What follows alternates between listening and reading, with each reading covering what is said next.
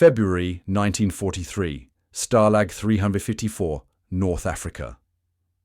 The captured German military cook, Oberfeldwebel Karl Müller, watched in disbelief as American soldiers unloaded pallets of flour, sugar, coffee and meat from a convoy of olive-drab supply trucks. After 14 months feeding the Afrika Korps on dwindling rations, the 37-year-old baker from Munich couldn't comprehend the casual abundance displayed before him. The Americans were unloading more food in one delivery than his field kitchen had received in the previous month. Across the Allied prison camps in North Africa that winter, 1,283 German military cooks and bakers would experience a similar disorientation. These men, trained in the rigid hierarchical feeding system of the Wehrmacht, would confront a culinary reality that contradicted everything Nazi propaganda had taught them about American inefficiency and disorder. They discovered a military that fed its lowest private the same calories as its highest general, where waste was preferable to shortage, and where the distinction between feeding prisoners and feeding guards would soon blur beyond recognition. "You'll be cooking again by next week," the American lieutenant informed Müller through an interpreter. This simple statement violated everything the German cook had been told to expect in captivity. Nazi training had prepared him for starvation, forced labor in non-culinary roles, or exploitation. Instead, within 72 hours of surrender, he was being interviewed about his professional experience and culinary specialties. Military records confirm that by March 1943, the US Army had identified and registered 83% of captured German culinary personnel. These individuals were systematically interviewed about their training, experience, and specializations. The Americans weren't just gathering intelligence, they were conducting job interviews. The Wehrmacht's careful documentation of military occupational specialties, preserved in captured personnel records, allowed American camp administrators to quickly identify skilled food service personnel among the prisoners. The initial processing of captured German cooks included medical examinations, delousing, and, most surprisingly to the prisoners, ample meals. Staff Sergeant James Dennison, a mess officer with the 1st Infantry Division, noted in his field journal, "The German cooks watch our serving lines with undisguised amazement. They keep asking if this is special treatment. We have to tell them repeatedly that this is standard ration distribution." Karl Müller and 24 other German cooks were initially served, not put to work. They watched as American mess personnel prepared and distributed meals, containing approximately 3,400 calories daily, roughly double what frontline German soldiers had been receiving during the final months in Africa. The German cooks documented surprising details in letters later censored but preserved in military archives. Fresh eggs when they had seen none for months, coffee with actual sugar, bread made with white flour instead of the increasingly common substitutes of the German military. What began as professional curiosity among the German culinary specialists evolved into their first lesson in American industrial capacity. The temporary processing camp contained 5 10-burner field stoves, 3 250-gallon water heaters, 2 mechanical dough mixers, and refrigeration units that functioned despite the North African heat. Equipment that would have been reserved for an entire German division's headquarters was deployed for a single American regiment. On the 8th day of captivity, 1st Lieutenant Paul Hendricks, a mess officer from Nebraska, assembled the German cooks. Through interpreters, he explained that they would be incorporated into camp kitchen operations, not as forced laborers, but as professional counterparts. According to multiple prisoner accounts, this announcement was met with disbelief. Wehrmacht hierarchy had strictly separated prisoner rations from guard provisions. The American proposal to have German cooks prepare meals for the entire camp population, prisoners and guards alike, seemed impossible. This systematic integration of enemy culinary personnel into American military food operations would become one of the most unusual and effective re-education programs of the war. The mathematics of democratic food distribution would be written in bread and stew, in portion size and serving procedure, revealing an American military ethos that rendered German stratification not as military necessity, but as artificial constraint. The kitchen would become a battlefield of ideology, where German military cooks would confront American democracy in its most fundamental form: the shared meal. April 1943. Camp Blanding, Florida. The polished stainless steel surfaces of the industrial kitchen gleamed under fluorescent lights as Feldwebel Werner Schmidt stared at the mechanical dough mixer that could process 200 pounds of flour in a single batch. In the Wehrmacht field kitchens, he had kneaded bread by hand for years, developing forearms like steel cables from the daily labor of feeding his company. Now, he watched American equipment do in minutes what would have taken his team hours. Across American prison camps that spring, 857 German culinary specialists were integrated into kitchen operations that revealed industrial efficiency beyond their professional imagination. The American camp kitchen at Blanding, one of 155 major POW facilities nationwide, featured walk-in refrigeration units maintaining precise temperatures of 38 degrees, convection ovens that could bake 400 loaves simultaneously, steam kettles holding 80 gallons of soup, and automated dishwashing systems processing 8,000 plates hourly. These machines weren't reserved for officer facilities. They served standard mess halls feeding thousands of men 3 times daily. The systematic exposure to American culinary technology became a form of unintentional re-education. Army quartermaster records document German specialists receiving formal training on equipment operation, maintenance schedules, and American health standards. Camp Blanding's kitchen logs from May 1943 show German cooks completing 42 hours of equipment orientation before regular duty assignment, learning systems more advanced than those in Germany's finest hotels. "The flour deliveries alone confounded me," Schmidt later wrote in a censored but preserved letter. "Every Monday, the kitchen received 6,000 pounds of white flour, 2,000 pounds of sugar, 800 pounds of butter, and eggs by the thousands." In Germany, butter had vanished from military kitchens by 1941. Here they complained if the delivery was a day late. These weekly deliveries to a single POW camp exceeded monthly supplies for an entire Wehrmacht regiment during the same period. The organizational structure of American military kitchens delivered profound culture shock. German military food preparation maintained strict hierarchical distinctions, officers receiving dramatically different meals from enlisted men, ration quantity and quality determined by rank. American mess halls operated on principles of standardized nutrition regardless of rank. Quartermaster records show identical caloric allocations from generals to privates, 3,400 daily calories minimum, increasing to 3,800 for heavy labor details. This nutritional democracy extended to prisoners, who received the same 3,400 calorie allocation as their American guards. Medical examination records from Camp Blanding document weight gains averaging 12 pounds per prisoner within the first 2 months, evidence of superior nutrition compared to frontline service. The systematic equality of distribution contradicted everything the German cooks had been trained to implement. Technical knowledge exchange occurred in both directions. German bakers taught American counterparts traditional rye bread techniques, while Americans demonstrated mass production methods. Kitchen logs document German specialists introducing recipes for efficient field rations that Americans adopted for training exercises. Camp Blanding's mess officer noted in his June report, "The German baking specialists have improved our bread quality considerably while learning our production techniques. This mutually beneficial exchange was entirely unexpected." The scale of American operations provided daily lessons in industrial capacity. Camp Blanding's central bakery produced 11,000 bread loaves daily using 6 German master bakers within its operation. The facility's industrial coffee urns brewed 500 gallons every morning. The meat processing station handled 3,200 pounds daily.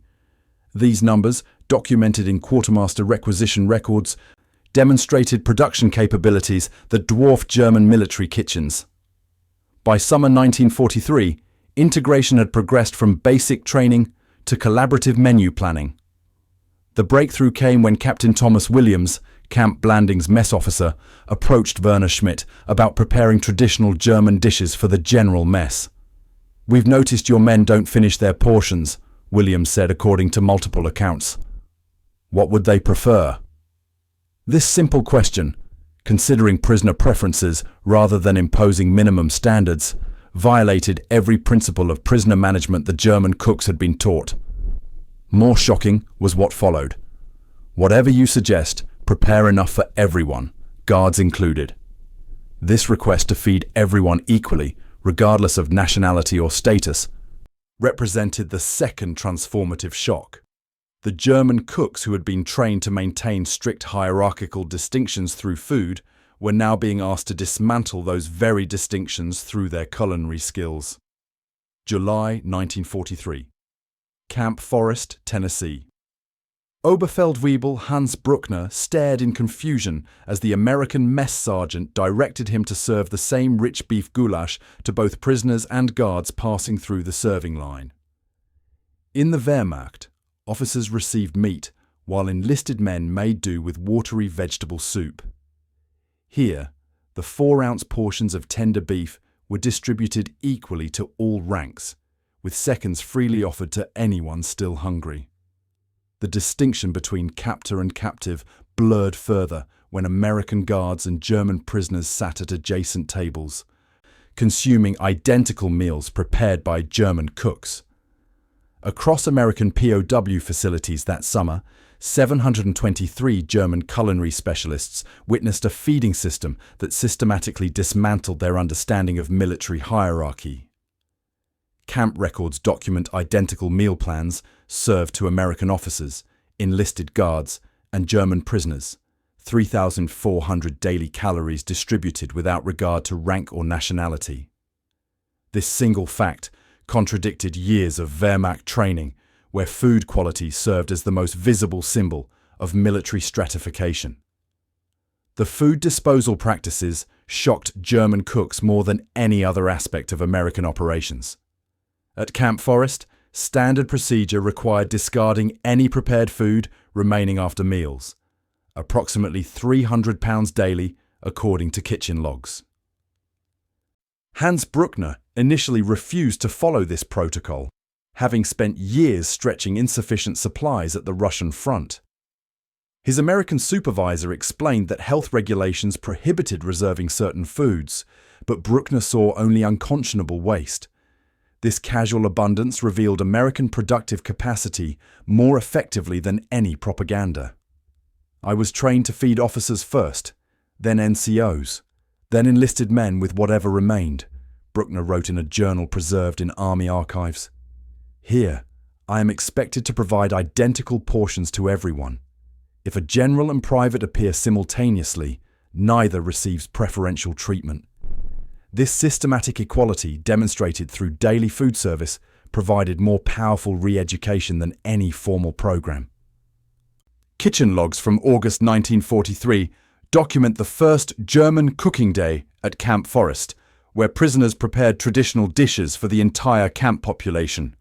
American guards lined up for Sauerbraten, Spätzle and Rouladen, prepared by their former enemies. The event succeeded beyond expectations, with American personnel requesting certain German specialties for regular menu rotation. Military records confirm that 86% of POW camps had incorporated at least one German specialty into regular meal plans by October 1943. Medical examinations conducted by the International Red Cross that fall documented remarkable health improvements among German prisoners. Average weight gain reached 17 pounds per prisoner after 6 months in American camps. Blood tests showed significantly improved nutrition compared to baseline readings at capture. These quantifiable improvements resulted from diets containing daily meat proteins, dairy products, fresh vegetables, and fruits, luxuries that had disappeared from German military rations years earlier. The culinary integration accelerated when prisoners began formally documenting recipes. Camp Forest's kitchen logs show German cooks creating detailed instruction manuals for preparing American staples like cornbread, grits, and hash browns, while American personnel documented German techniques for efficient rye bread production and meat preservation. This systematic knowledge exchange occurred through daily cooperation rather than formal instruction. Hans Bruckner's personal transformation exemplifies the broader pattern. Initially resistant to American methods, he gradually adopted efficiency techniques while maintaining German quality standards. By September 1943, Camp Forest's mess officer had placed Bruckner in charge of the bakery operation, supervising both German and American personnel. This transition from prisoner to manager occurred without formal policy change. Practical necessity simply outweighed theoretical barriers. The supervisory evolution followed similar patterns across POW facilities. Initial American oversight gradually shifted toward German self-management as trust developed through daily cooperation. Kitchen organization charts from late 1943 show German culinary specialists supervising critical operations at 73% of major POW camps, with American personnel serving increasingly as coordinators rather than direct supervisors. The turning point came during the November 1943 evaluation of camp efficiency. Quarterly inspection reports documented that kitchens utilizing German culinary leadership met or exceeded Army standards for food quality, safety, and resource management. Rather than returning to direct supervision, American authorities formalized the collaborative arrangement. Camp Forest's mess hall, now producing 3 daily meals for 3,000 personnel under largely German supervision, received the highest possible efficiency rating from Army inspectors. This formal recognition legitimized what practical experience had already demonstrated, that former enemies could create more effective operations through cooperation than through hierarchical control. October 1943, Oklahoma wheat fields surrounding Camp Alva. Oberfeldwebel Franz Weiss stood speechless as the combine harvester cut a 24-foot swath through golden wheat, threshing more grain in a single pass than his family's Bavarian farm produced in an entire season. The German baker, part of a supervised work detail supporting the American agricultural system, witnessed mechanical efficiency that rendered human labor nearly obsolete. One machine operated by a single farmer harvested 200 acres daily, equivalent to the work of 200 men using methods familiar to Weiss. The systematic exposure to American food production systems provided German culinary specialists with comprehensive education in industrial capacity. Records from the Department of Agriculture document 2,743 German prisoners with food production experience participating in supervised agricultural programs by late 1943. These work details followed food from field to table, witnessing every stage of the supply chain that made American abundance possible. The numerical disparities proved impossible to dismiss. American wheat yields averaged 17 bushels per acre compared to Germany's 12. A single American dairy farm in Wisconsin supplied Camp McCoy with 1,500 gallons of milk daily, more than many German villages produced weekly. These statistics, personally observed rather than presented as propaganda, systematically undermined German beliefs about American productive weakness. Most revelatory were visits to food processing facilities. At the Heinz plant near Pittsburgh, German cooks witnessed assembly lines processing 450 tons of tomatoes daily into ketchup and sauce. The Continental Baking Company's facility in Indianapolis produced 240,000 loaves daily. These volumes exceeded entire German military production sectors. Franz Weiss later wrote, "The scale made our best facilities seem like cottage industries. Their smallest operations outproduced our largest." The nutritional science underlying American military feeding protocols presented another shock. German military nutrition had deteriorated to focusing on minimum survival calories, approximately 2,400 daily for frontline soldiers by 1943. American standards maintain precise nutritional profiles: 3,400 calories containing 100 grams of protein, comprehensive vitamin supplementation, and balanced food groups. These weren't theoretical guidelines, but daily implementation witnessed by German culinary personnel. Symbolic foods carried particular psychological impact. Eggs, requiring significant grain for chicken feed, appeared daily on American breakfast menus, approximately 4.2 million served weekly in POW camps alone. Fresh citrus fruits from Florida and California arrived weekly in camps across America despite wartime transportation challenges. These luxury foods, casually distributed, demonstrated resource abundance beyond German comprehension. The collaborative kitchen environment fostered unexpected culinary innovation. Kitchen logs from winter 1943-44 document German-American hybrid dishes emerging in camp menus. German-style potato salad using American abundance of mayonnaise, traditional sausages incorporating available spices, apple strudel modified for mass production. Camp Alva's records note 15 new recipes developed through cross-cultural collaboration, later incorporated into standard army rotation.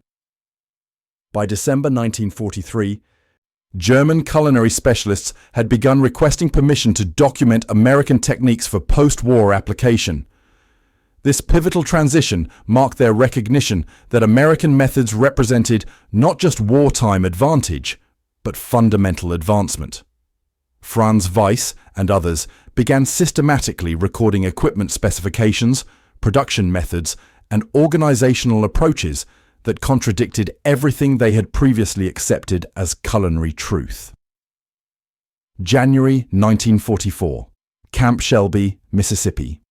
Unteroffizier Max Hoffmann carefully folded the censored letter to his wife in Munich, having strategically described American kitchen operations without triggering security concerns. "The bread here contains eggs and milk," he wrote, knowing she would understand the impossible luxury this represented in war-ravaged Germany. "Yesterday I prepared 200 liters of chocolate pudding with real cocoa." These seemingly innocent culinary details, multiplied across thousands of letters from German cooks to their families, systematically undermined Nazi propaganda about American deprivation more effectively than any Allied broadcast. The documented physical transformation of German prisoners provided irrefutable evidence of American abundance. Medical records from Camp Shelby show average prisoner weight gain of 22 pounds after 9 months in captivity. Quarterly health examinations documented improved muscle mass, reduced vitamin deficiencies, and normalized blood values among 97% of prisoners by mid-1944. These improvements resulted not from special treatment, but standard American military nutrition, proving that what Germans considered luxury, Americans considered baseline requirements. Easter 1944 delivered profound cultural revelation when camp administrators encouraged German cooks to prepare traditional holiday meals.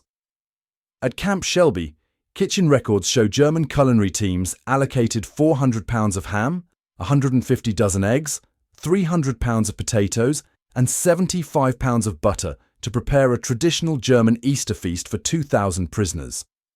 The casual allocation of resources that remained strictly rationed in Germany, particularly eggs and butter, demonstrated systematic abundance beyond ideological dismissal. Connections with local agricultural producers further expanded German culinary horizons. Mississippi farmers regularly visited Camp Shelby, establishing professional relationships with German cooks using their products. Kitchen logs document local strawberry growers delivering 200-pound daily shipments during harvest season, poultry farmers supplying 500 chickens weekly, and dairy operations delivering 300 gallons of fresh cream monthly. These direct connections humanize the prisoner experience while demonstrating American agricultural capacity. International Red Cross inspections provided external validation of the unique kitchen arrangements. A March 1944 report specifically commended the unusual and effective integration of prisoner culinary specialists into camp operations, noting that this approach, significantly improves morale while providing nutritional benefits exceeding convention requirements. The report documented German cooks holding positions of significant responsibility at 82% of inspected facilities. The culinary competition organized at Camp Shelby in June 1944 marked complete transformation from adversaries to colleagues. German and American cooking teams competed to create the finest dishes using identical ingredients. Kitchen records document teams creating 37 distinct entries using standard military provisions.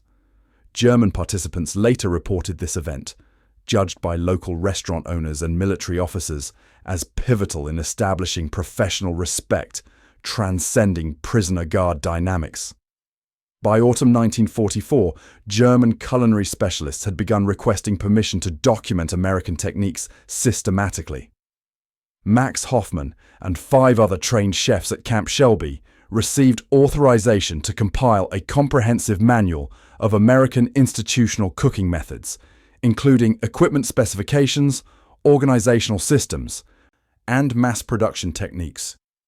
This 212-page document, preserved in military archives, reveals complete ideological transformation.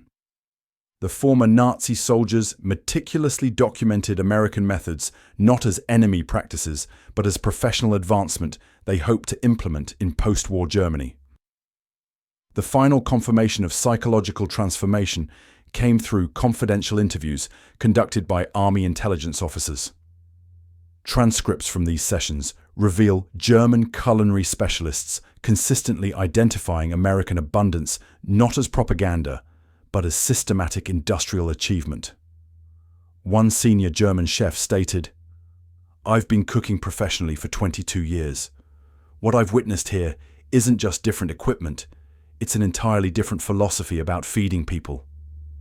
April 1946, Port of New York. Karl Müller clutched his carefully preserved notebook containing 142 American recipes, equipment specifications, and organizational systems as he boarded the transport ship returning him to Germany. The former Wehrmacht baker wasn't alone.